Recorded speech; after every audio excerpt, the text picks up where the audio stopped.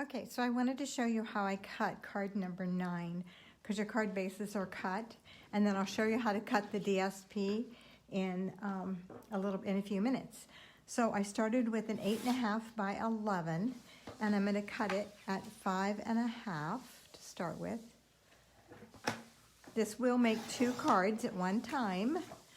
We're going to set that one aside for now. So then I took my paper and I moved it over, and I have it on my paper trimmer here, to 1 inch. Lay down my my cutting mat, but before I do that, my cutting I want to put this at 1 inch, my cutting tool here. So I'm going to cut from the 1 inch line to the 5 1/4 inch line. So I start at the 1 inch and go to the 5 1/4. And then I'm just going to take it out and flip it over. Don't turn it around, just flip it over and line it up with the 1 inch mark again.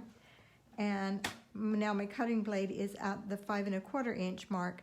And so I'm just going to move that up to the 1 inch mark, pressing down firmly. Okay, now I'm going to move that out of the way. We're done cutting.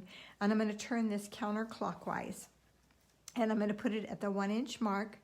And I'm going to score between these 2 cut lines. So I'm going to use a scoring tool to make sure I get a good score.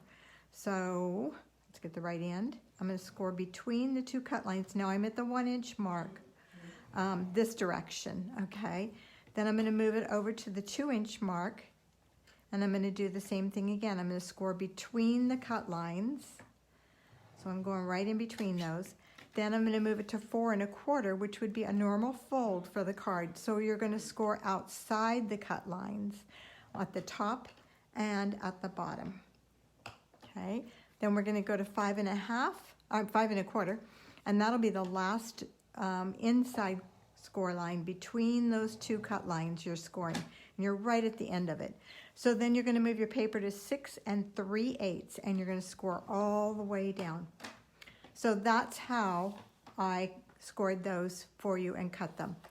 So, and then I will show you in just a minute how we're going to do the paper.